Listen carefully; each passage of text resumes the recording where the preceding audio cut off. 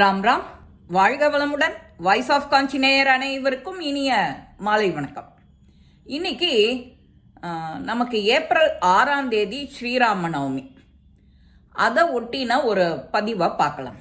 இந்த ராமா அப்படிங்கிற ரெண்டு எழுத்து எப்படி கிடைச்சது சிவனுக்கு அப்படிங்கிறதையும் ஒரு அரிய தகவல். பிரம்மா ராமாயணத்தை எழுதுறார். எழுதும்போது 100 கோடி ஸ்லோகமாக ஆயிடுறது. இந்த 100 கோடி ஸ்லோகத்தையும் நாம் இந்த லோகத்தில் எல்லாரையும் வச்சுட்டு வாசிக்கணும் அப்படின்னு அவருக்கு ஆசை வருது. அந்த ஸ்லோகங்களெல்லாம் முதல்ல சத்திய லோகத்தில் இந்த சிவன் கணங்களோட கைலாய கணங்கள் அவளோட வைகுண்டத்தில் எல்லாரோடையும் சேர்ந்து அந்த ஸ்லோகங்களை படிக்க ஆரம்பிக்கிறார். அவளுக்கு படிக்க ஆரம்பித்த உடனே ஏன் இந்த 100 கோடி ஸ்லோகமும் ஏன் நாமளே நம்ம லோகத்துக்கே வச்சுக்க கூடாது அப்படிங்கிற ஒரு ஆசை வருது. ஏன்னா அவ்வளவு அழகாக இருக்குது. அது எழுதினதும் அது சொல்கிறதும் அதை கேட்குறதும் அவ்வளவு சந்தோஷமாக இருக்குது. அவளுக்கு மனசுக்கு அவ்வளவு இதமாக இருக்குது. இவ இந்த மாதிரி யோசிச்சுட்டே இருக்கும்போதே ஆனால் அந்த 100 கோடியும் படிக்கிறதுக்கு ரொம்ப நேரம் எடுக்கும். அதனால் இதை யாருக்கெல்லாம் எப்படி பிரித்து கொடுக்கலாம் அப்படின்னு இவர் பிரம்மா சொல்லிகிட்டே இருக்கும்போதே, இந்த சம்பாஷணை அவளுக்குள்ளே நடந்துட்டு இருக்கும்போதே சிவன் கூட நிற்கிறார். நீங்கள் சொன்னதெல்லாம் நான் கேட்டுட்டு தான் இருந்தேன். உங்களுக்கெல்லாம் உதவி பண்ணுறதுக்கு தான் நான் வந்திருக்கேன். நான் உதவி பண்ணட்டுமா அப்படின்னு அவர் கேட்குறார் சிவன். பேஷ், ரொம்ப சந்தோஷம் அப்படிங்கிறா அவா. இந்த 100 கோடி ஸ்லோகத்தையும் 3 லோகத்துக்காராளுக்கும் பிரித்து கொடுக்குறார். அந்த 100 கோடிங்கிறது எல்லாருக்கும் 33 ஆயிடுறது. மிச்சம் 1 கோடி. அந்த 1 கோடியை திரும்ப 33 லட்சங்களாக பிரிக்கிறார். திரும்ப 1 லட்சம் பாக்கி. திரும்ப அந்த 1 லட்சத்தையும் திரும்ப 33 பிரிக்கிறார். இப்படி பிரிச்சுட்டே இருக்கும்போது கடைசியில் 1 லட்சங்கிறது ஒரு 10,000 நிற்கிறது. 10,000 ஸ்லோகம். அந்த 10,000 ஸ்லோகத்தையும் திரும்ப பிரிக்கிறார். 1,000 மிச்சம் ஆறுது. அந்த 1,000லையும் 300 ஸ்லோகங்களாக பிரிக்கிறார். 300 ஸ்லோகங்களாக பிரித்த உடனே பாக்கி ஒரு 10 நிற்கிறது, 100 நிற்கிறது. அதையும் 30 பிரிக்கிறார். அதுக்கப்புறம் ஒரு 10 நிற்கிறது. அந்த 10 நிற்கிறதுலையும் திரும்ப எல்லாருக்கும் 3 ஸ்லோகம். 3 லோகத்துக்கும் 3 ஸ்லோகம் 9 ஆயிடுறது. பாக்கி ஒரு ஸ்லோகம். அந்த ஒரு ஸ்லோகத்தில் நீங்கள் வார்த்தைகள் எடுத்துட்டாக்க 32 வார்த்தை. திரும்ப 10 வார்த்தையாக 3 லோகத்துக்கும் பிரிச்சுட்டு பாக்கி எஞ்சினது 2. அந்த 2 எழுத்து தான் ராம அப்படிங்கிற தாரக மந்திரமாக மாறுது. இந்த ராம நாம தாரக மந்திரத்தை இதை யார் எடுத்துக்கிறது? 3 இல்லை, 2 எழுத்து தான் இருக்குது. இந்த குழப்பம் வந்த உடனே சிவகணங்களும் கைலாயத்துலேயும் வைகுண்டத்துலேயும் அவ சத்தியலோகத்துக்காரா எல்லாரும் சேர்ந்து மனமும் சொல்கிறா, இதை அத்தனை இந்த 2 எழுத்து நமக்கு எல்லாம் பொறுமையாக பங்கு பிரிச்சாரொழியோ அவருக்கே உரிதாக இருக்கட்டும் அப்படிங்கிறார். எல்லாம் தனக்கு வச்சுக்கணும். யாரும் அதை விட்டு கொடுக்கவும் முதல்ல விரும்பலை. இந்த 2 எழுத்தை 3 லோகத்துக்காராலுமே விட்டு கொடுக்க விரும்பலை. அப்புறம் இந்த கணங்களும் அந்த பிரம்மாவும் சேர்ந்து இதை நமக்கு பங்கு பிரிச்சாரொழியா அவருக்கு தான் போய் சேரணும் அப்படின்னு மனசார அவ சொல்கிறவும் சிவனும் அதை சந்தோஷமாக ஆமோதிச்சு எடுத்துக்கிறார். எடுத்துட்டவர் என்ன செய்கிறார்? நேராக அந்த 2 எழுத்தை எடுத்துட்டு காசியில் போய் உட்காந்துடுறார். காசி க்ஷேத்திரம் எதுக்கு விசேஷம்? இறப்புக்கு முக்தி அளிக்கிற காசி க்ஷேத்திரம்.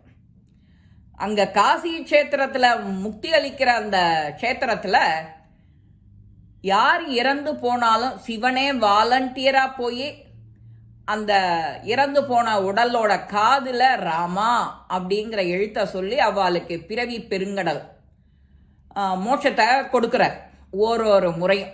இதுதான் அந்த ராமநாம எழுத்துக்கு இருக்கிற முக்கியத்துவம். அது இன்னி வரைக்கும் நடந்துட்டுருக்கு. இதுக்காக தான் நாம் காசியில் இறந்தா முக்தி அப்படின்னு நாம் சொல்லிட்டு இருக்கோம். அது வடக்க. நமக்கு தெற்க விருத்தாச்சலம், தட்சிண காசின்னு சொல்கிறோம்.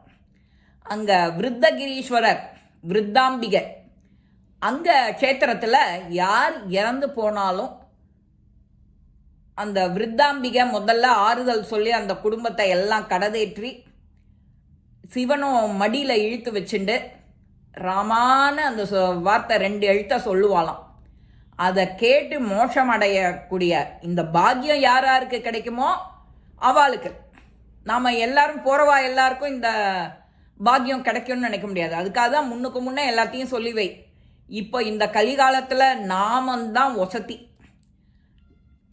ராமநாம தாரகம், நாம பஜனை, எங்கே சத்சங்கம் நடக்கிறதோ பெரிய கீர்த்தனை அதெல்லாம் பாட தெரியல, எனக்கு ராமாயணம் படிக்க தெரியல, பாகவதம் படிக்க தெரியல, விஷ்ணு சஹஸ்ரநாமம் தெரியல, லலிதா சஹஸ்ரநாமம் தெரியல, ஒன்றுமே பிரச்சனை இல்லை. ராம ராம ராம ராம ராம ராம 2 நிமிஷம்தான். பெரியவாளும் அன்றைக்கே சொல்லிட்டா, சிவநாமா 2 எழுத்து, ராமநாமா 2 எழுத்து. இதை சொல்லி பலன் அடையிறது தான் இந்த கலியோட பெருமை. கலிக்கின்னே எடுத்தது இந்த நாம பஜனை. இந்த நாம பஜனையை நாமளும் இந்த ஒரு இடத்துலையும் ஒரு 10 பேரா 25 பேரா சேர்ந்து அந்த சீதா கல்யாணத்தை நடத்தி அவளுக்கு எவ்வளவு சக்தி கிடைக்குமோ முடியுமோ செய்ய முடியுமோ அதை செஞ்சு சந்தோஷம் அடைஞ்சு ஒரு பஜனை பாட்டு, 2 பேருக்கு வெத்தலை பாக்கு, 4 பேருக்கு சாப்பாடு அப்படின்னு ஒரு உற்சவம் சின்னதாக ஆரம்பித்து அது அப்படியே வளர்த்துட்டே போகிறது நம்ம கையில் இருக்கு. அது எல்லாரும் செய்யலாம் இந்த கலியில். இது நம்ம மனசுக்கான ஒரு பெரிய பூஸ்ட் எனர்ஜி. பேட்டரிக்கு எப்படி சார்ஜ் போடுறோமோ அந்த மாதிரி நம்ம உடம்புக்கு மனசுக்கு இந்த சார்ஜ். அப்போது அது அங்கே என்ன இருக்கும்? ராமநாம தாரகம் இருக்கும். ஒருத்தர் என்னென்ன சம்பிரதாயத்தில் பண்ணுறாலோ அந்த மாதிரி பண்ணலாம். எந்த சம்பிரதாயத்தில் பண்ணாலும் அது கடைசியாக நமக்கு சந்தோஷத்தை தான் கொடுக்க போகிறது. 4 மணி நேரம் 5 மணி நேரம் வீட்டை மறந்து நம்மளை மறந்து ஆடி பாடி கொண்டாட போகிறோம், அதில் சந்தேகம் இல்லை. இது இப்படியே ஒரு வருஷம் ஆரம்பித்தோன்னா அடுத்த எல்லாரும் கை கோத்துட்டு வருவா. நாம தான் எடுத்துட்டு போய் எல்லாரையும் சந்தோஷிக்கணுங்கிறது இல்லை. இந்த சந்தோஷம் ஆட்டோமேட்டிக்காக நம்ம உள்ளன்போடு செய்கிறோன்னா நிச்சயம் நம்மளை தேடிட்டு வரும். இதுதான் முக்கியம். இந்த கலியில்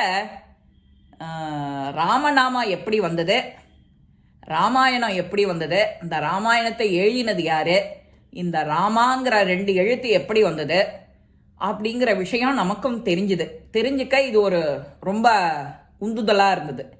இந்த பதிவு கேட்குறவாளுக்கு ரொம்ப புதுமையாக இருக்கும், புதிய தகவல்.